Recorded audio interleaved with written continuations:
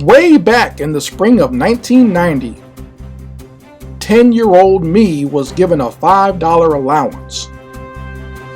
In search of something to spend my money on, I came upon something fantastic at my local convenience store newsstand. It was then that I started a lifelong obsession with the gold standard of sequential art, the comic book. Now, as an old man, I have decided to open up some old boxes and dig into my comic book collection. I decided it's time for me to review and analyze the illustrations and artists that made me comics crazy.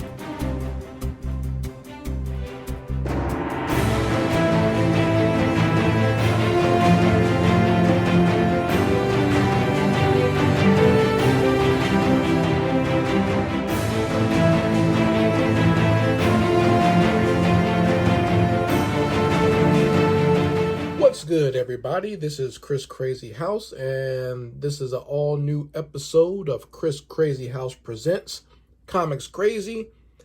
And today, we are going to be starting an all-new series, and it is going to be Spider-Man and the Revenge of the Sinister Six. I figure since this is the end of the year, we'd finish the year off strong by taking a look and reviewing this 6-part amazing Spider-Man series drawn and plotted by Erik Larsen. And, I was very much a fan of this series when it came out. I remember seeing the very first issue on the shelf at a comic book store. This is when right when I first started going to comic book stores and not just buying off of the convenience store racks. I was actually getting a chance to go to comic book stores, and I wasn't into the trades at this point, like as far as like finding out what books were coming out, but I would basically just walk down the aisle of the comic book store and pick out what books I wanted, and this was one of them. I saw this just by accident, and interestingly enough, I was missing Erik Larsen's illustrations on The Amazing Spider-Man at the time.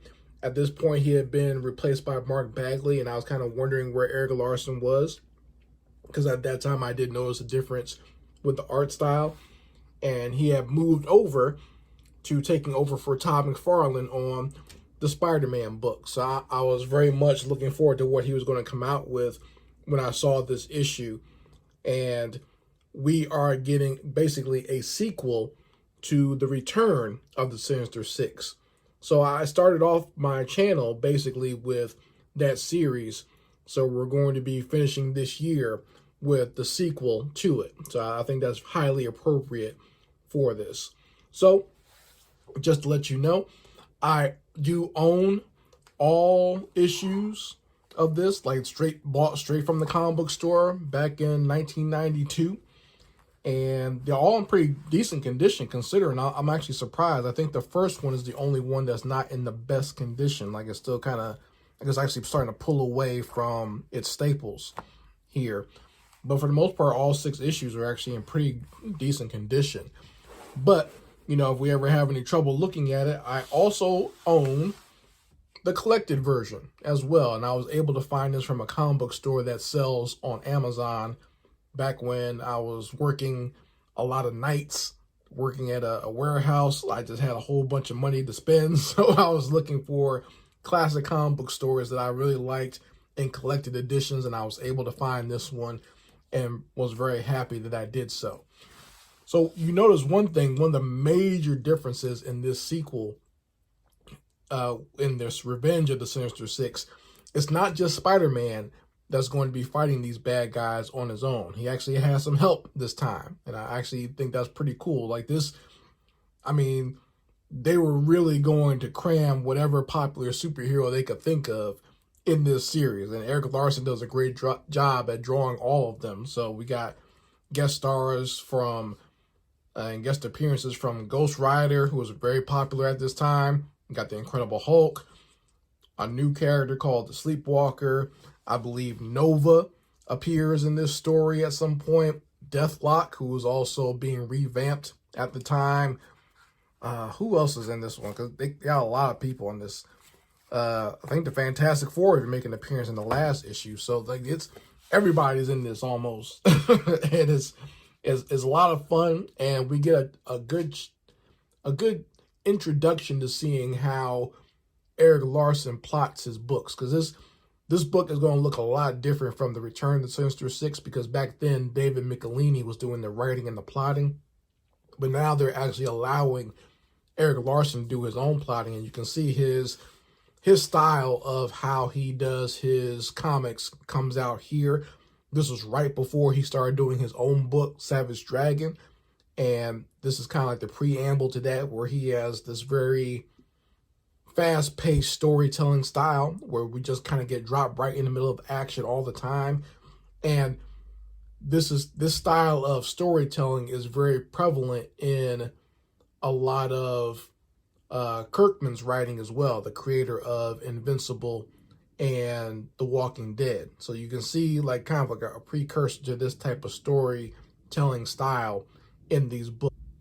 So we're going to kick this off by taking a look at the cover for the first part of the Revenge of the Sinister Six. And it's got Spider-Man and Ghost Rider coming directly at the audience, and, you know, just all in their action poses. And you can kind of see little silhouettes of the Sinister Six in the background. Once again, this is the original issue bought at the comic book store in 1992. And it still looks pretty good, though. Like, the cover is done very well. And I'll let you know when we get there. But when we peel it open, this is still done on newsprint. But the colors are done a lot better. So it's not kind of like the regular newsprint coloring that we are used to seeing in these books.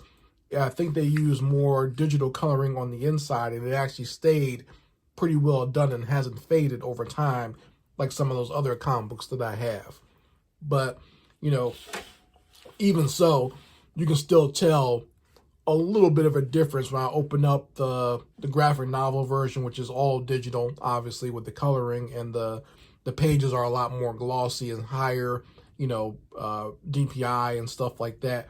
But, you know, you can see a little bit of difference as far as the quality goes in the coloring between the newsstand version and the graphic novel version. But, and I think the only thing that you really see the difference is the background characters pop out a little bit more. It's a lot easier to make them out. Because I remember when I first picked this book up, it was, you know, it was painfully obvious. I could see Spider-Man and Ghost Rider, those pop out at you, and I didn't really notice the Sinister Six behind them until I got home later. But, you know, you kind of get the basic idea. Like, this action shot of the two heroes coming directly at you is enough to make you want to pick up this book. And I like the fact that Larson even has like some action lines and some debris flying around. We get the flames from Ghost Rider's skull and his motorcycle. So very enthralling cover that will easily make you want to pick up this book and see what the heck is going on. And we turn into the very first page. We see that this book says pictures and words by Eric Larson, basically meaning that he did the pencils, the inks, and the plotting. The plotting basically is coming up with the story for this book and also the writing of this book. So all the wording and stuff like that, he actually did that all himself. And the colors are done by Gregory Wright, and the lettering is done by Rick Parker. So someone else did the lettering. Eric Larson wrote the story, but someone else put the letters in there for him. So, and we open up on a splash page, a single splash page of Spider-Man jumping directly at this crazy looking cyborg robot in the foreground. He's kind of like a precursor to Super Patriot that we later see in Eric Larson's Image work later on in 92. But this is kind of like a preview of that, where you got this crazy looking cyborg with just this very simple circular eyes and all the like the cables and stuff coming out of him. And it looks like Spider-Man is basically trying to stop this creature from punching somebody. And like I said, just a quick start to the story. Like, Erik Larsen is great at creating splash pages that drops you right into the middle of the action, and you don't even know exactly what's going on, but you just got the basic idea of what you're seeing here. And we flip the page, and we get the amazing double splash page. So the double splash page shows Spider-Man and Ghost Rider fighting this crazy looking cyborg in the middle of a mall. And that's, I mean, what else could you want from an action comic book like this? Like, we don't really even get really cool panels or splash pages like this anymore in comics. It's very rare that we see cool action shots like this. This is like a lost art form almost. And, you know, to see this level of action and, you know, as far as like dynamic movement in the characters, you see with the cyborg himself, you see his cables and stuff trying to wrap around Spider-Man to get Spider-Man off his back. You see Ghost Rider kind of coming in and kind of crashing through this ledge here that they're on in the mall, and, you know, his chains and stuff whipping around. Like, a lot of artists wouldn't even want to put that much effort into a shot like this, but it pays off, you know. And we can see that, you know, they're in a mall above, like on like a balcony section, and we see people kind of like in the background on the ground, you know, kind of cowering in fear, or some people are actually injured. Just very well done, and just the, like, you know, the amount of debris, all the stuff kind of coalesces to create an interesting action scene. So, you know, be aware of things like this when you're working on your own books. To, you know, if you want to make something interesting, if you want to get your audience right in there and having fun of what you're creating, this is the way to do it. You know, like I said, when I was 12 years old and I bought this book, I was very much hooked into the action as soon as I opened it up here. And I'll be honest, I was a little confused when I first bought this book, because Erik Larsen, story-wise, just sort of drops you in the action. I'm wondering, like, was there an issue before this one where they introduced this cyborg? But no, there's nothing like that happens. It's just where this is how Erik Larsen is starting out the story. And I guess when you read the text, that's when you get the idea of what's going on here. I guess this robot was rampaging through the mall. Spider-Man was swinging by and decided to come in and help. And the Ghost Rider also happened to be in the area, so he came in to help Spider-Man and punish this robot for spilling the blood of the innocent. So as we get to the next part of the action here, we see the cyborg in the background. He has smacked Ghost Rider completely off of his motorcycle. But we still have a sense of action going on where, you know, Ghost Rider's motorcycle sort of flies away as well and bounces off the ceiling and kind of still rolls down on its own. And Ghost Rider is able to reposition himself to hop back on his motorcycle. And we see Spider-Man in the next panel here sort of throwing his webbing right into the cyborg's face to block his vision. So, an interesting way of composing a page here. All right, we got the two anchor points on the top and the bottom. You got Spider-Man in this corner and the Ghost Rider flying around in this corner. So, once again, just think about the composition of your pages. This is actually pretty well done in a fun way. I might have maybe wanted to add a little bit more detail onto this. Like, I know what's happening, but to a layman probably looking at this, they might not know that this is Ghost Rider's motorcycle kind of flying through the air and bouncing off of like the ceiling and a pillar. So, you know, be conscious of that, and make sure you're careful with all the perspective of the ceiling tiles, so people don't get too confused with that. And going to the next page, we see the cyborg. He's having issues, obviously, because he's being controlled by somebody else. And he's just, you know, blindly opening fire on Spider-Man here. And we see Spider-Man in almost kind of like a monochromatic silhouette, and his spider senses going off as he's trying to avoid being shot by this monster.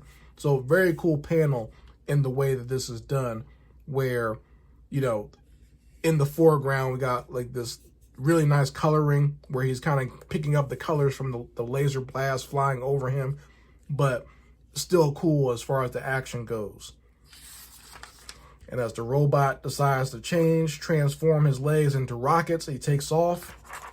And Spider-Man decides to go on for a ride. He webs him up and is holding on to him as he's blasting off into the atmosphere here and outside of the mall.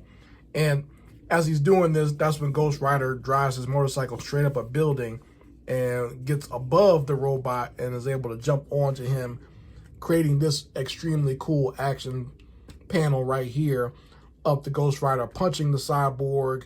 And we see Spider-Man kind of dangling down in these buildings here. And I really love the way this page looks.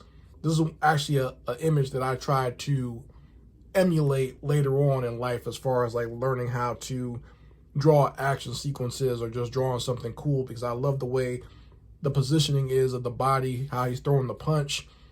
And, you know, there's still some perspective also going downward of the character's legs going down, and Spider-Man further down here, and you can see the buildings in the background. Very well done as far as the action scene, but also the coloring as well, because you're able to see and still understand what's going on. And I thought it was a good idea to have the buildings in the background kind of have like the greenish, yellowish hue. That way it doesn't collide too much with the characters that you have in the foreground.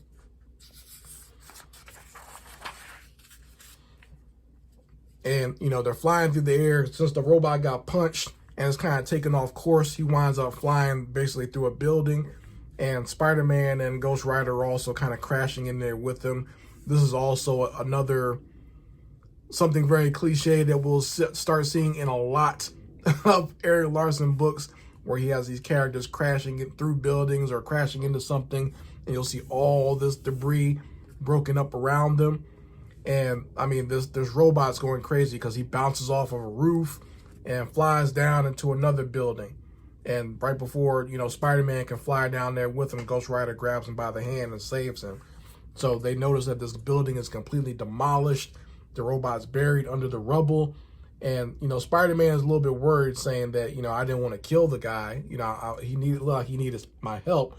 And now he's buried under this. But the Ghost Rider is saying that, you know, vengeance has been served. We got rid of him, and the innocent blood that he spilled has been avenged, basically. And Spider-Man is basically saying he's going to call S.H.I.E.L.D. to come rescue this guy and see what's been going on. But we see down here that the robot himself is actually not dead. He's actually escaping the scene of the crash here, where he crashed into the building.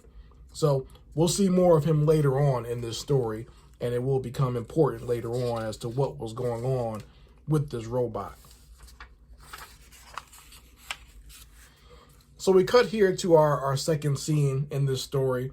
We had a great opening action sequence, but now we got some more story going on. We follow up on what's been going on with the Sandman, and we know at the end of the return of the Sinister Six, he had turned against his compatriots and had gone against them to stop them from committing genocide, basically, with that poison that Dr. Octopus was going to launch into the atmosphere. But, you know, we all know that the only reason he was convinced to work with Dr. Octopus is because he was threatening the family that he was boarding with. And the Sandman has been trying to check up on this family to make sure that they're okay. And right when he gets to their home, he sees a giant explosion, very reminiscent of what, this is another cliche that we'll see in Erik Larsen books from now on, his explosions. He does the Brackadoom explosions a lot, where, you know, this happens in Savage Dragon an awful lot as well, with these big explosions, the way they're designed. This looks very good as far as like the Sandman standing in the foreground in a silhouette and catching the lighting of this explosion. And that way you get a great idea of how massive it actually is. So basically the family that Sandman had been staying with has been blown up, and he feels that it was Dr. Octopus who caused the death of this family. So he runs over there to try to dig through the rubble and finds the dead bodies of the people that he had been living with and staying with. And now the Sandman is basically saying that he swears revenge on Dr. Octopus. Speaking of Dr. Octopus, we follow up with him now and see that he's gotten himself an upgrade. So not only does he have his mechanical arms, these arms are actually made out of adamantium. And we all know that that is the strongest metal in the Marvel Universe. Wolverine's claws are made out of that. So now that Dr. Octopus has some arms actually made out of adamantium, he feels that he's going to be unstoppable to whatever plans he might have. And he's saying he'll be able to beat heroes like Daredevil, Captain America, Mr. Fantastic, Spider-Man. He'll even have enough power to fight the Hulk with these arms. And, you know, apparently these arms have been held by this weird old scientist. He's the one that found them and is basically selling them back to Dr. Octopus. And now he wants his money, basically saying, you know, it's time to pay me right now. I don't want to hear about all your plans. Just give me my money for finding these arms. And Dr. Octopus is going to renege on this payment as he, you know, I don't know why these guys don't seem to think that these bad guys are going to double cross them somehow, but that's what happens. And Dr. Octopus basically has his arms now, so he cuts loose, kills the old man and the robot, and then winds up testing the arms on these other robots that were in the room. And we really get a great view of what Erik Larsen can do when it comes to storytelling. This is not, since he's doing the plotting now, we get to see how his work is a lot more dynamic with his action scenes. And because it was not done this way when he worked on the return of the Sinister Six. And I think that's because he had to rely and kind of work around Dave Michelini's storytelling and plotting. But now that Erik Larsen is doing it himself, we see things get a lot more dynamic. Like, look at this. This is a lot different from the action scenes that we saw in the Return of the Sinister Six with Dr. Octopus. This is a lot more dynamic. It's almost kind of cartoony in the way it's done, but it's a lot more lively. Like, you enjoy it a lot more. Like, you see just how much fun Dr. Octopus is having with his arms going all around and just tearing up these robots. And we see that he's like, you know, he said even guys like Thor or boots like the Hulk will fall to my newfound might. So he's happy now. He feels like he's all powerful with these adamantium arms, and he's more of a threat than he ever was. And we see the end results here. All these robots have basically been torn down to nothing, and Dr. Octopus decides to go and grab some of the weaponry that he's found in this facility. So we basically see him using his mechanical arms to grab up all these guns and lasers and cannons and everything else. So now we really know that this guy is going to be doing some damage in the near future. So now we cut to the personal life of Peter Parker. So we get a lot more of that too in this story, to where it's not just all 100% Spider-Man action. We're actually getting to see some of the personal life of Peter Parker and Mary Jane. And we, like I said, starting off with Mary Jane Cheesecake. She's in her workout clothes, you know, 80s style workout clothes. And she's basically telling Peter that she's up for a new part in a new movie, Arnold Schwarzenegger movie. So this is basically a stand-in for Arnold Schwarzenegger. And we all know Arnold was very popular in the early 90s, and they want Mary Jane to be one of the leading ladies in this movie. And Peter Parker is kind of feeling good about it at first, saying, you know, congratulations, but he finds out that they basically want Mary Jane to be in nude scenes in the movie. So there'd be a couple of scenes in the movie where she would have no clothes on. And Peter's not too sure about that. You know, Peter Parker is a lot of things, but he's not a sucker in that regard. He doesn't want his wife showing her stuff, her nudity all over. And like, he's really worried about, like, what if his family, his other family members like Aunt May or some of his friends like Flash Thompson, what if they see you naked? I don't want them looking at you like that. So Mary Jane kind of feels that Peter Parker is being, you know, somewhat of a square and lame, you know, saying that this is the modern age, and, you know, what this would be a big opportunity for me. Basically, like, you know, working all the typical lady stuff on him, and he's still not feeling it, and she winds up walking away mad at this point.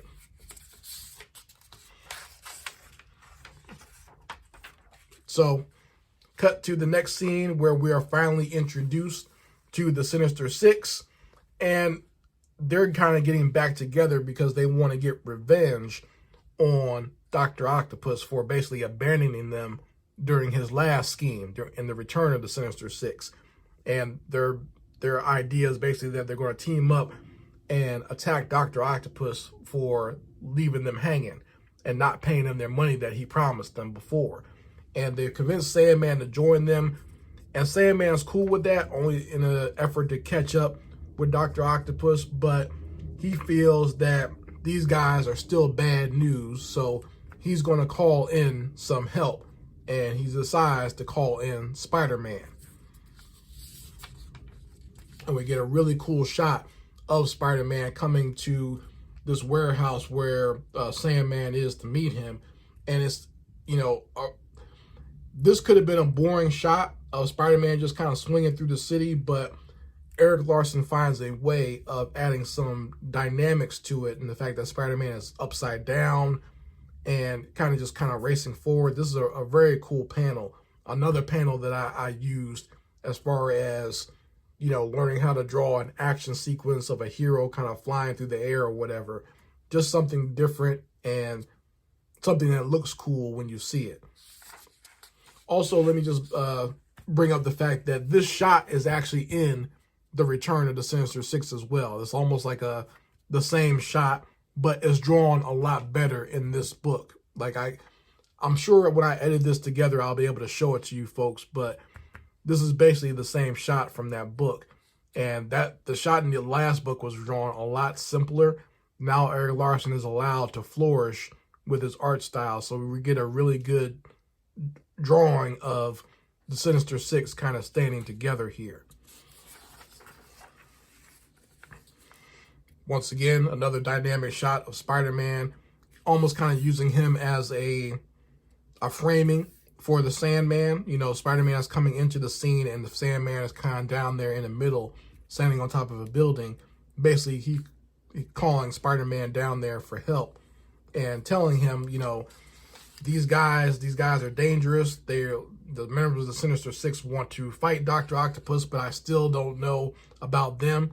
Because the Sandman at this point is still trying to go straight and not be a criminal anymore. So he wants Spider-Man's help in bringing them all in. So we finally get to that point down on the docks at this warehouse, and this is where they're going to ambush Dr. Octopus, and we get the other members of the Sinister Six waiting there, and Spider-Man is up there in the rafters just kind of spying on them, waiting for them to make their move. And what's interesting is Spider-Man is kind of worried that, he's thinking like this would be a great opportunity as Peter Parker to get some photos for the Daily Bugle, but he doesn't want to, the fact that Sandman called him for help, he doesn't want Sandman to put two and two together and figure out that Spider-Man is actually Peter Parker. So he's actually going to avoid taking pictures during this time. So we get here. Dr. Octopus is aware that these guys are coming to get him, and he thinks that there's no way they're actually going to be able to stop him. And right before the rumble starts, Spider-Man is going to jump in there, but his spider senses start going off crazy, and we see a large silhouette right behind him in the sky window above him. So we're thinking that this is going to be some more trouble for Spider-Man, but if you got any good eyes here, you recognize that this silhouette is the Incredible Hulk.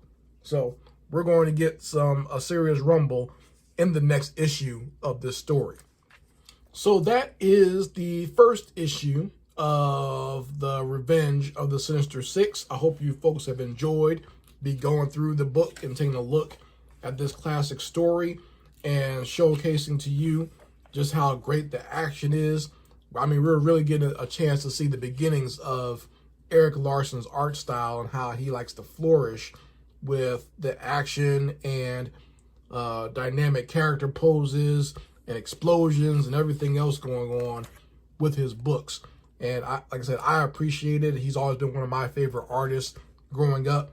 I've taken a lot from him as far as like my own art style. So, you know, I can't get enough of stuff like this. And this is when I really, like, it really solidified with me as far as becoming a fan of his work, because I enjoyed what he did for The Amazing Spider-Man. Now he's on Spider-Man, and then we'll get to it as we get into 2024 of seeing his work on The Savage Dragon, because I have a lot of those issues as well. And we'll be able to continue to see how Eric Larson evolves as an artist. But that is part 1 of the Revenge of the Sinister Six. I hope you folks enjoyed it. Make sure you go ahead and like this video so that you're here for when I upload any new content, but also when I do my Comics Crazy reviews. And make sure that you go ahead and share this with anyone that will enjoy these classic comic book reviews.